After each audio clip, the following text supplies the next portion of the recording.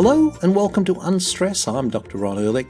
Now, some 50 years ago, a book was published about the global challenges of overpopulation. At the time, the world's population was 3.5 billion people, and the book was called The Population Bomb. It caused quite a stir. It was followed up in 1990 by another book by the same authors, The Population Explosion. The authors of these books were Paul R. Ehrlich, Professor of Population Studies of the Department of Biology at Stanford University, and he was also the president of Stanford Center for Conservation Biology. The book was co-authored by his wife, who's also an associate director of that same centre. Now, needless to say, the surnames caught my attention. I mean, I just love the ring of calling someone Professor Ehrlich, if only. But I digress. The premise of the arguments was that the world could not sustain a population explosion, which was based on the levels of food consumption, not to mention other consumables that was going on in the Western world at the time, and also based on the level of food production that was going on in the 1960s and 70s. Then a major thing happened. It was called the Green Revolution, when productivity of global agriculture increased drastically as a result of new advances. And what were those new advances? Well, new chemical fertilizers and synthetic herbicides, fungicides and pesticides were created, which of course resulted in higher productivity. As well as that, modern new varieties of crops that were high yield were also developed and introduced. Crops like high yield, semi-dwarfed, high gluten wheat. We've talked about that in other episodes. Governments gave huge subsidies to grain growers, and corn and wheat and soy, particularly something called high fructose corn syrup was introduced into the food supply, never before consumed by humans, but it was a cheap way of sweetening foods and found its way into many processed foods and actually became an integral part of that revolution. Multiple cropping was also introduced, which is when a field is used to grow two or more crops throughout the year so that the field constantly has something growing on it, and for that, it's highly dependent on chemicals. Now, it's interesting to juxtapose those advances, that revolution, with some interesting developments in health during that period, which is still going on today. For example, in the mid-1970s, autism affected 1 in 10,000. Today, in parts of America, it is 1 in 50. Herbicides, pesticides, synthetic chemicals. Anyway, also cancer. Now, even allowing for the increase in life expectancy, which we all congratulate ourselves for, cancer rates, so allowing for that fact, cancer rates have increased by 25 to 30% since 1975 and has significantly increased in children, also since the early 70s. So that was, when the Green Revolution started. And what about autoimmune conditions, diseases? The body actually attacking itself, of which there are now over 80 diseases, have gone through the roof. And then there's also, of course, diabetes and obesity, which are at epidemic proportion. So while Paul Ehrlich predicted mass famines and disease, at first glance it was easy to say he might have overstated the potential problems from overpopulation. Look how well we've done. We've now got 7.5 billion people all living longer lives. But today, famine and malnutrition runs at around just under 1 billion people. Interestingly, 1.6 billion people are overweight or obese. Now, I don't really think when he wrote those books that Paul actually saw that coming. And when it comes to diseases, well, they weren't kind of typhoid and cholera and infectious diseases that would wipe out huge populations, but preventable, chronic, degenerative diseases, well, they are now at epidemic proportion. So, being attracted by the name and obviously impressed by his position as an environmental biologist and ecologist, I was really blown away when in April this year, Professor Paul R. Ehrlich co-authored a book with an orthodontist and anthropologist, Dr. Sandra Kahn. Now wait for it, The book is called Jaws, The Story of a Hidden Epidemic. It's a story going on right underneath almost everyone's noses in the Western world. Crowded teeth and narrow jaws, which also means narrow upper airways, which in turn means breathing, and most importantly, potentially sleep, disordered breathing problems. It was the perfect opportunity to finally connect with Professor Ehrlich. I couldn't get them both on the same interview, so I spoke to Paul in more general terms and focused more on the content of the book with Sandra, which comes up in a podcast in the next week or so. I hope you enjoy this conversation I had with Professor Paul R. Ehrlich. Welcome to the show, Paul.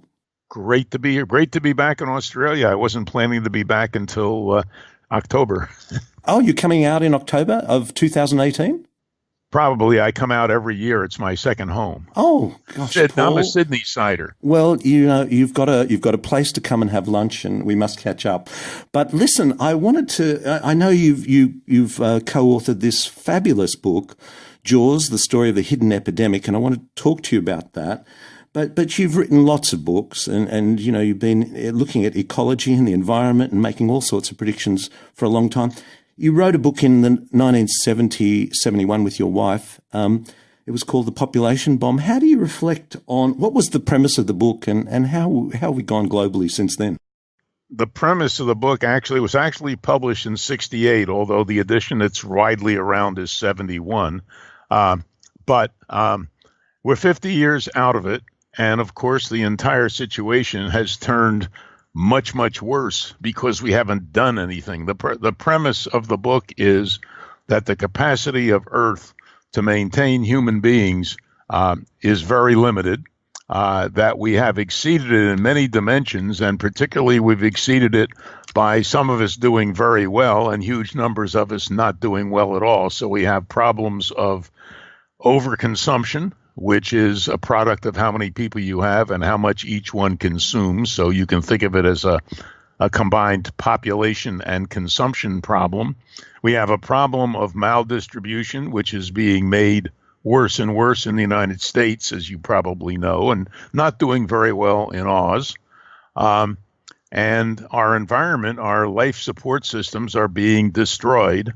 Particularly serious is the loss of biodiversity, because the other organisms, the plants and animals of our planet and the microorganisms, support our lives, supply us with food, supply us with an atmosphere in which we can breathe and live at the right temperature and so on.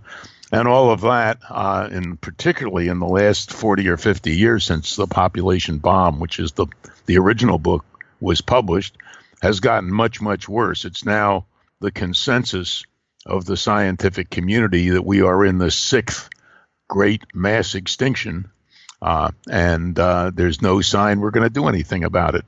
So not exactly cheery. Yeah. Although it's interesting, wasn't it? Because starvation was one of the predictions, and the Green Revolution was posed as a solution to that. But in doing that, it's created other problems environmentally and from a degenerative health perspective. Yeah, it's interesting that one of the first lines in The Population Bomb was the battle to feed all of humanity is over.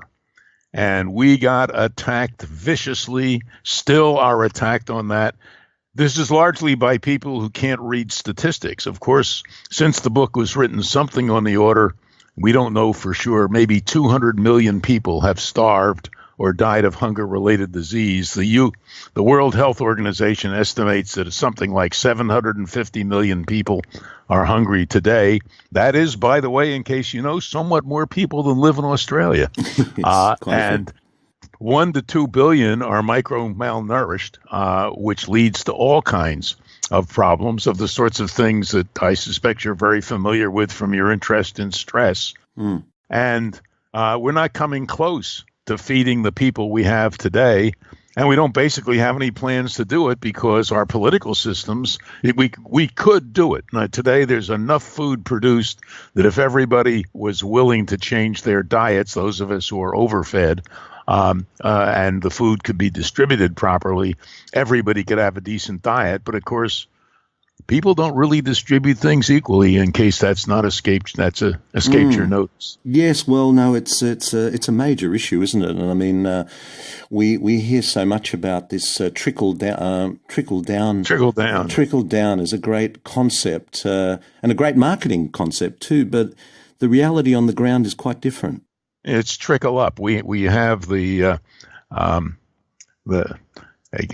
I'm trying to remember the name of the famous English robber who stole from the rich and gave to the poor. Robin Hood. We have the Hood-Robin system where Donald Trump steals from the poor and gives to the rich.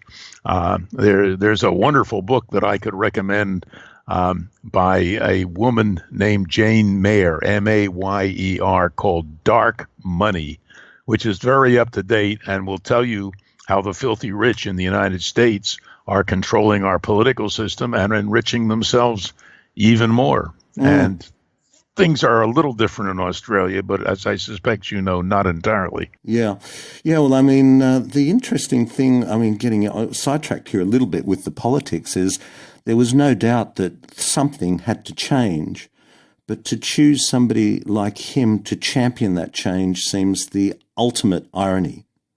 It's a caucusocracy is the technical term in political science.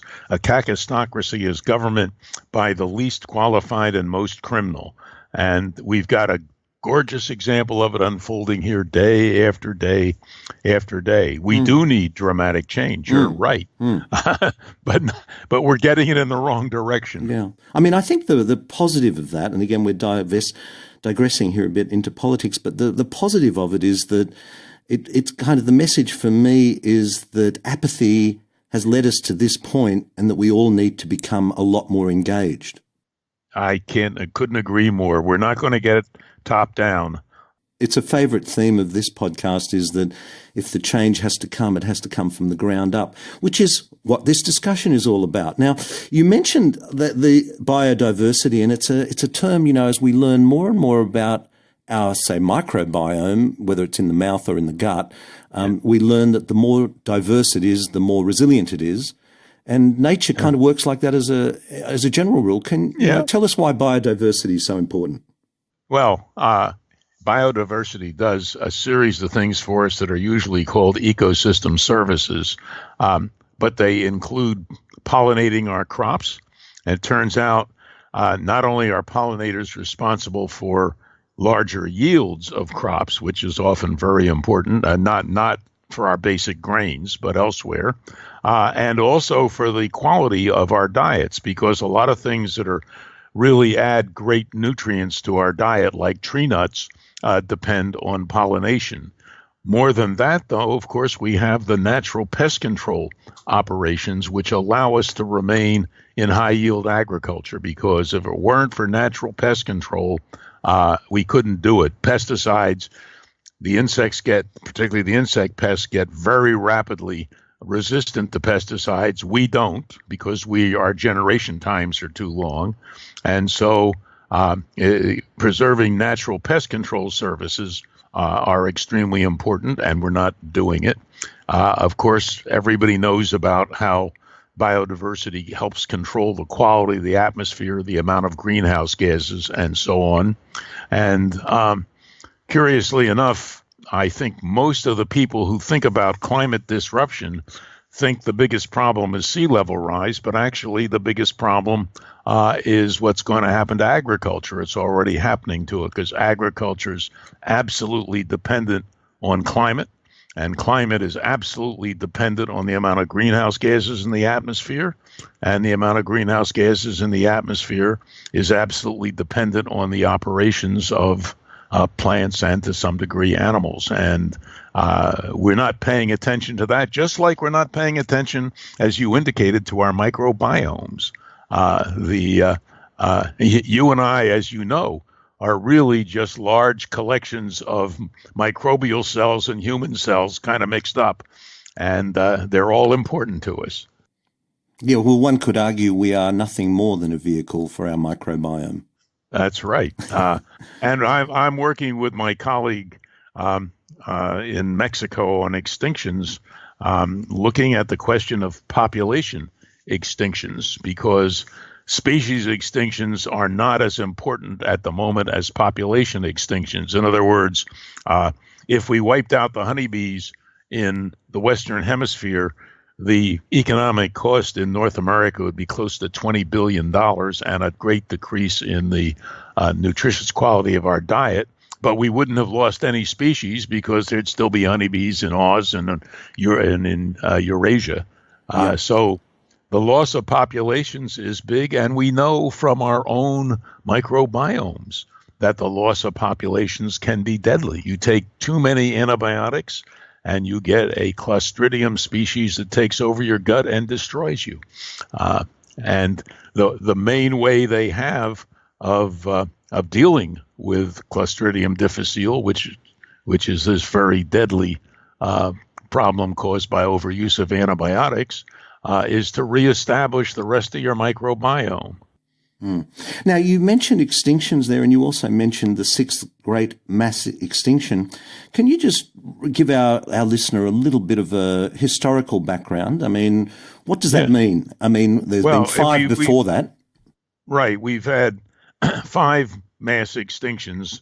They're actually the things that give names to the division between the various geological ages. There are times when, for one reason or another, something on the order of 75% or more of the life on the planet was exterminated. The last event was about 66 million years ago at the end of the Cretaceous period, when we know pretty well that a large asteroid hit the planet, caused basically a nuclear winter. It's when all the dinosaurs except the birds disappeared.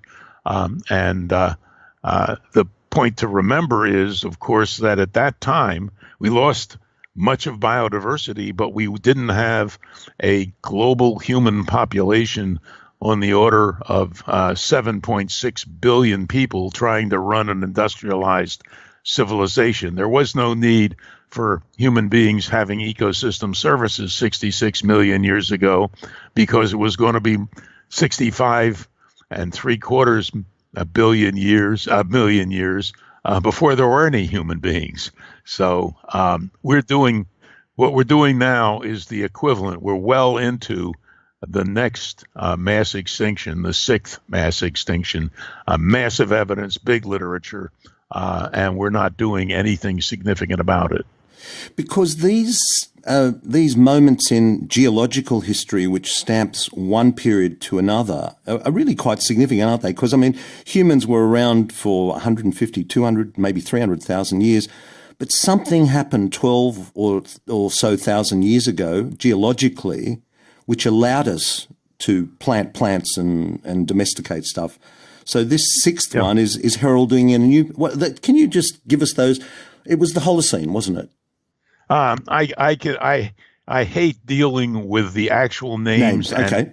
And period. No. But the basic point is that we turned to agriculture.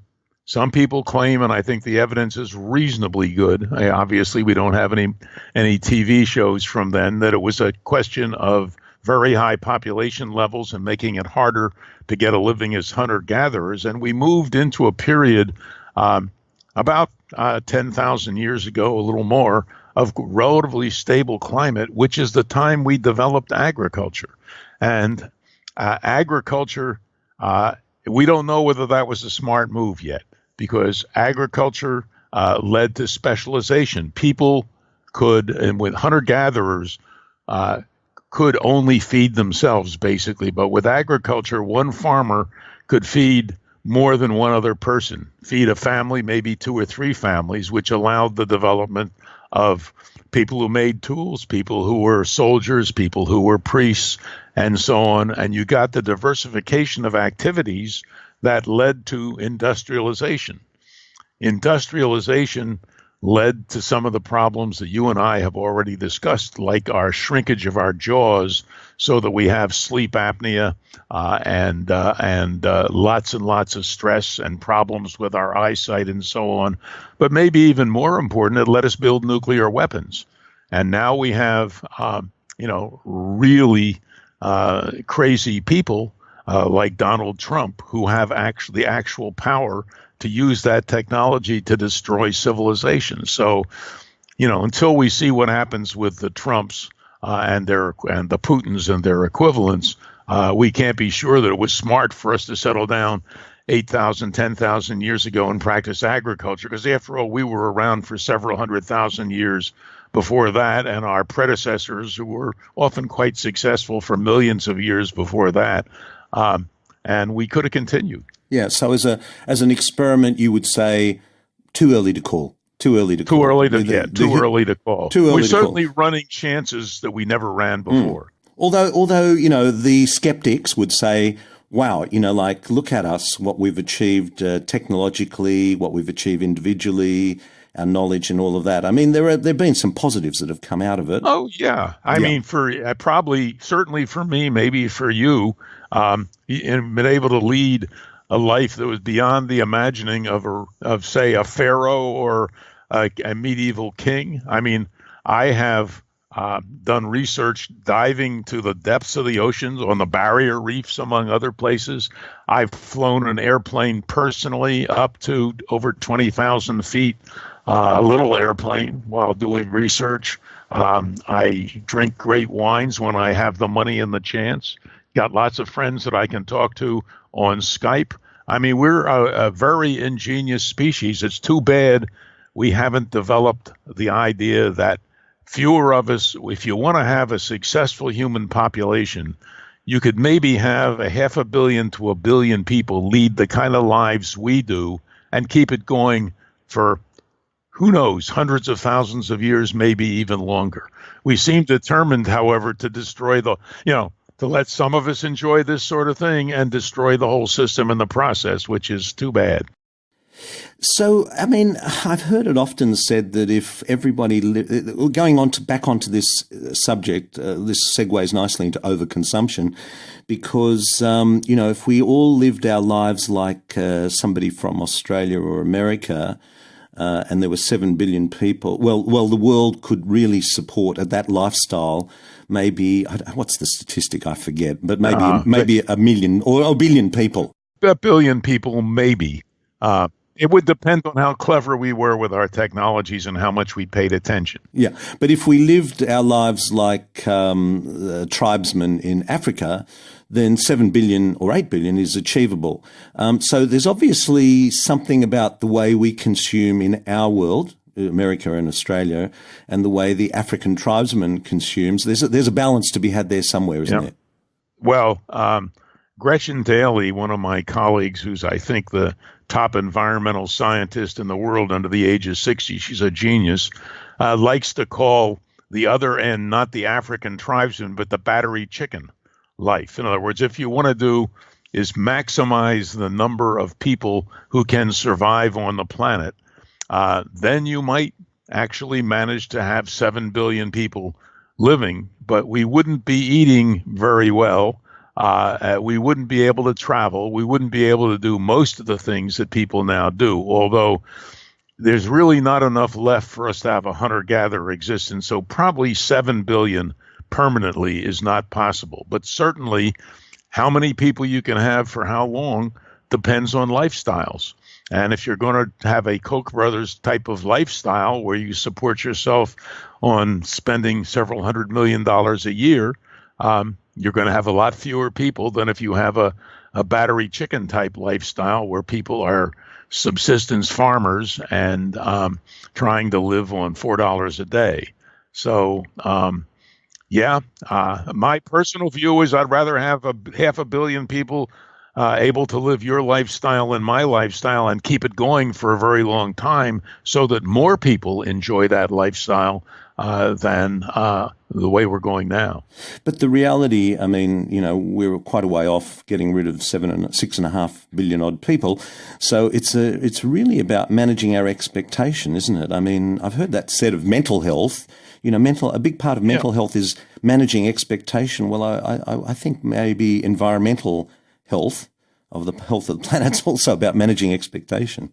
It is a big lot about managing expectations. It's also thinking about and having an ethical view that stretches to people in the future. In other words, if you made me king, which I wouldn't want to be, I would make sure that every person on the planet has, every woman on the planet has absolutely equal rights and opportunities to men, and that everybody had access to modern contraception and backup abortion so that people could control their reproduction, and would try and generate a movement to give us what we basically need is a slow decline in population size to make our civilization more sustainable while we work hard on the consumption front. It's going to humanely control the size of the human population will take a long time if you do it humanely, which is we want to do. We don't want to have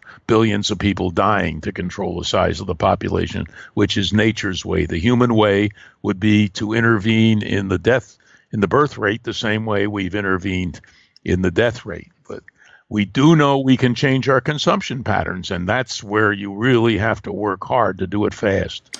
And when you say a long time, are you talking about 50, 100, 200 years? What's a long time? In those terms, on the human population side, it's a century or two to get down to a 500 million or a billion, somewhere around there. And the point is, you don't have to determine the number today. If we had 100 years of gradual decline, we could determine where the ideal population size was much better than we can today.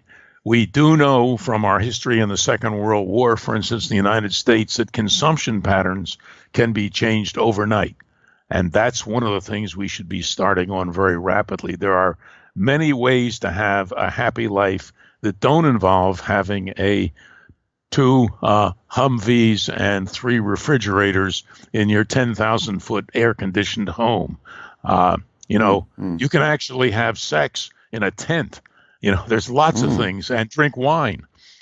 So people have to think hard about what really gives value to their lives. And for most people, friends, adequate food, housing, things to entertain, education, and so on are much more important than the yachts and multiple automobiles and so on, which we've been trained to think are important. Well, speaking of that, because if consumption is a key driver, when we look at the health of countries, the word GDP often creeps up, and it's based on consumption, isn't it? Are there other? Well, it's worse than based on consumption. It's not based on joyful consumption. Yeah. In other words, if Melbourne was hit by a tidal wave and 10,000 people were killed, Australia's GDP would spring up because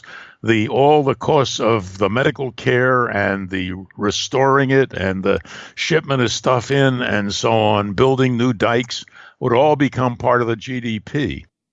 And are there other alternative measures of accepted measures?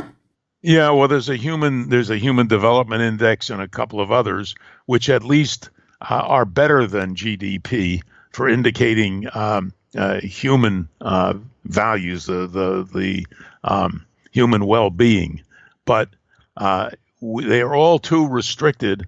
They all tend to still look at physical growth as important. For instance, the way we create our currency, the fractional reserve banking, demands that there be physical growth perpetually in the world. And you can't have physical. A very famous economist, Kenneth Boulding, around 1960, pointed out that anyone who thinks that you can grow continuously on a finite planet is either a madman or an economist. That was his direct quote. And by the way, there are a whole series now of economists who know better. But the average idiot economist who writes for the Wall Street Journal or the Sydney Australian or Morning Herald is absolutely clueless on these issues. In other words, there is no discussion no significant discussion in our society, yours or mine, if you want to make them separate societies, of the really critical issues facing humanity.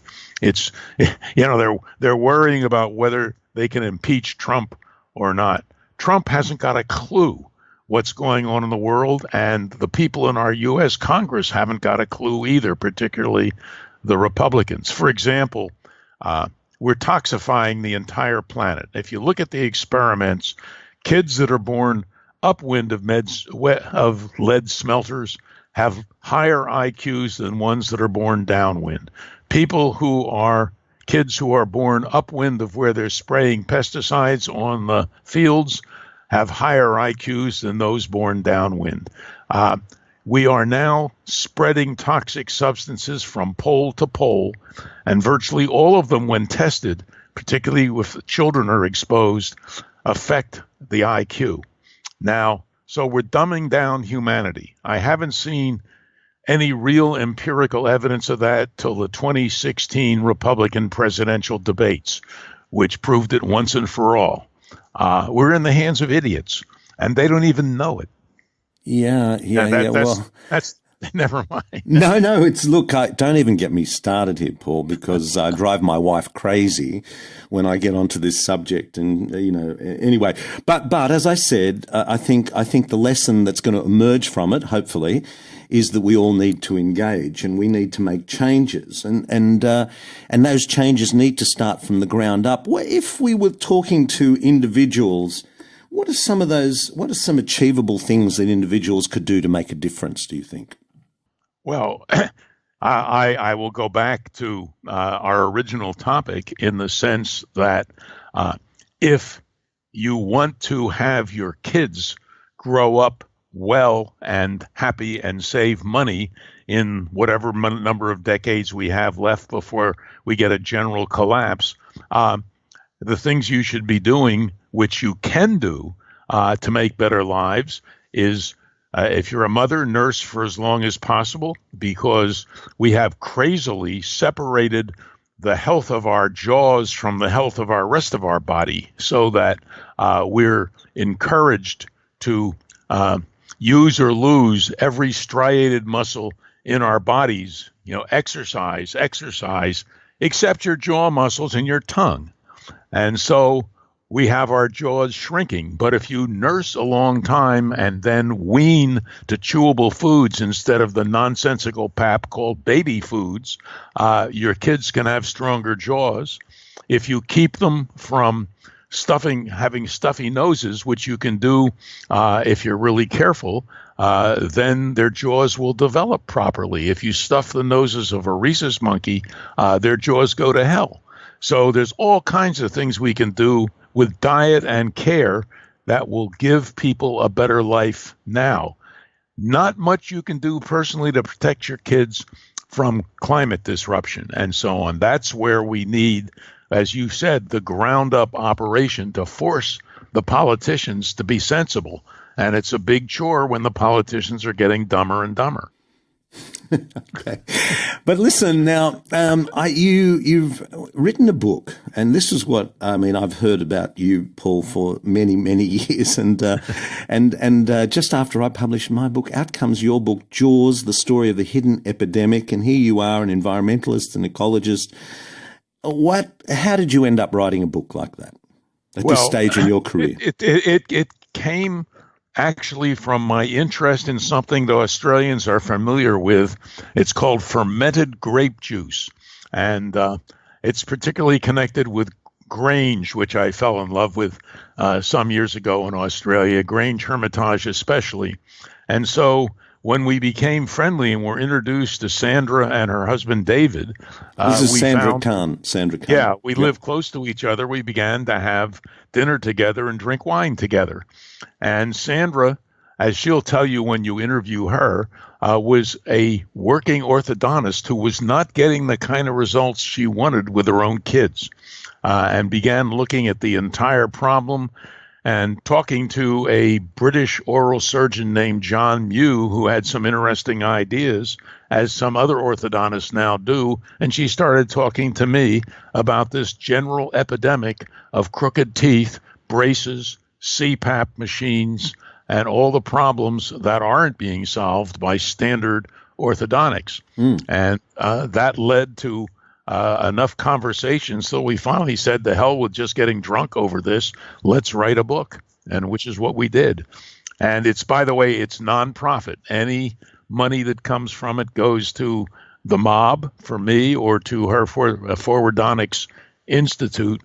We're interested in helping people live better lives now, while people like you and I hope the rest of the listeners, struggle to make the governments do the right thing on the problems that you can't solve, at least in part, by your own actions with your own kids. Now, just explain to our listener the mob, because people may be thinking you're connected with the underworld. That's not the case.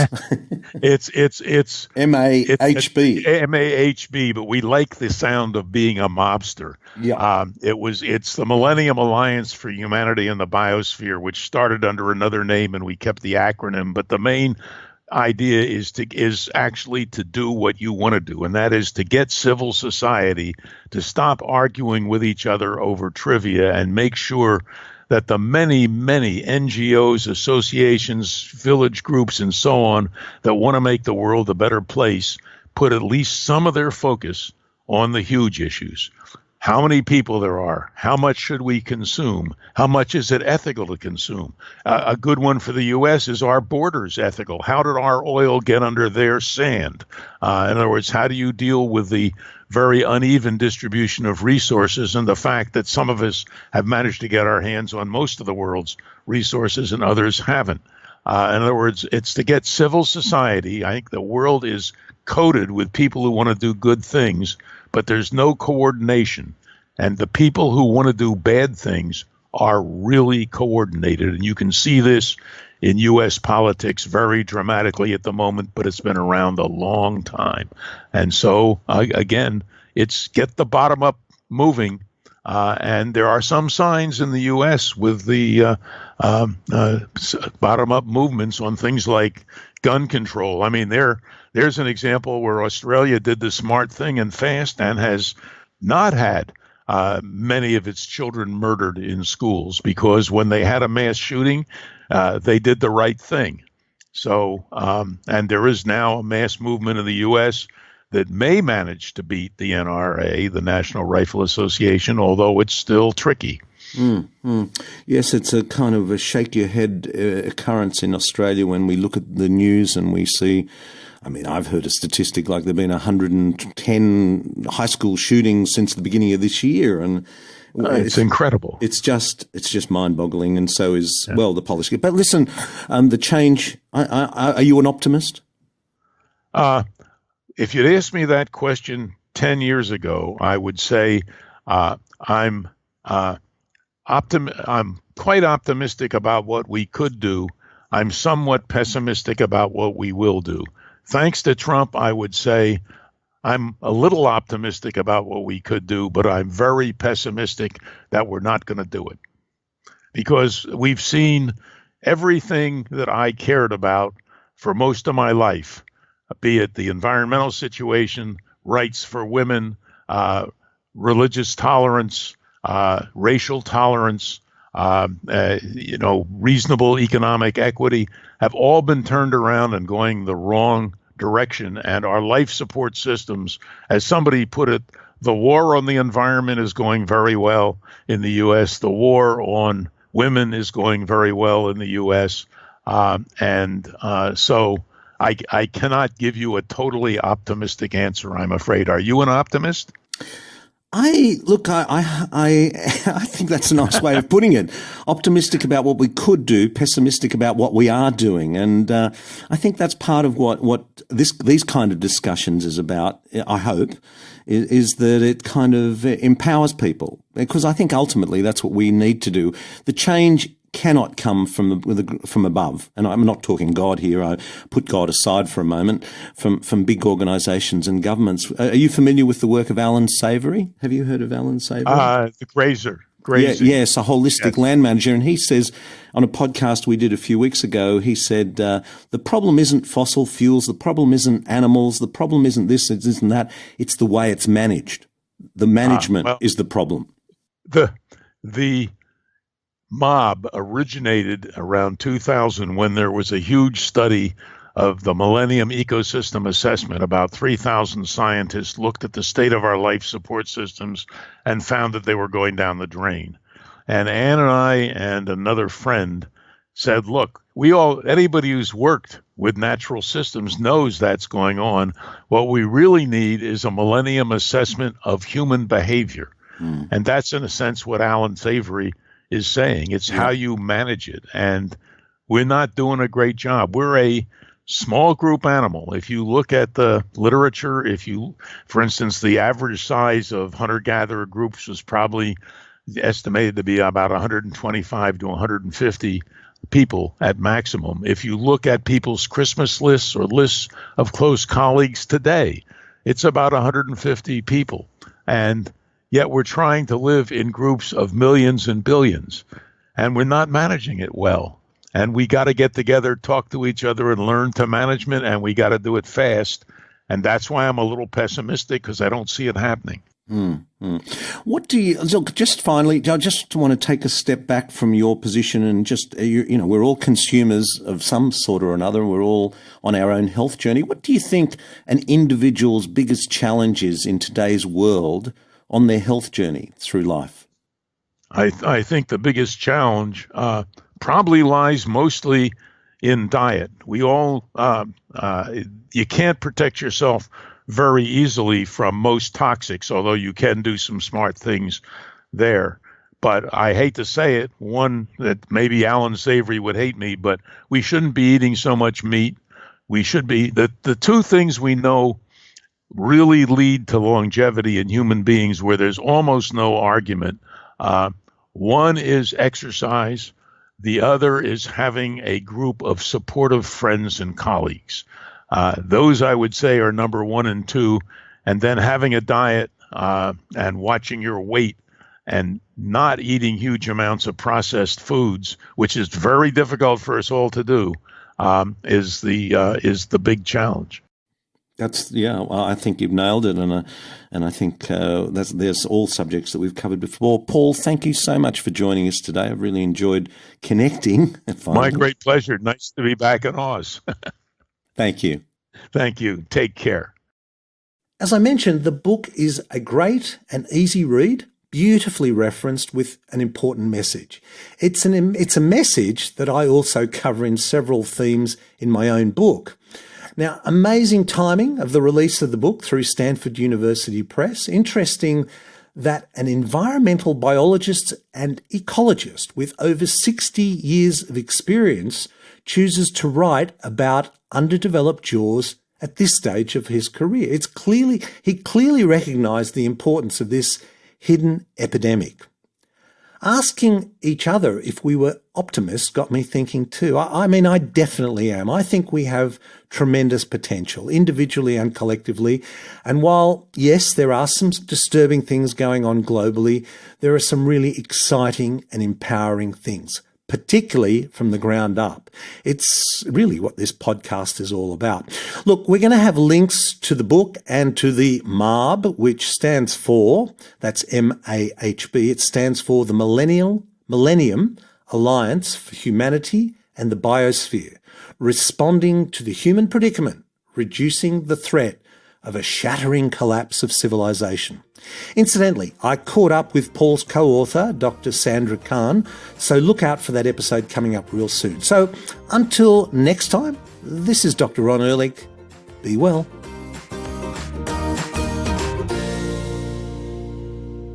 This podcast provides general information and discussion about medicine, health, and related subjects.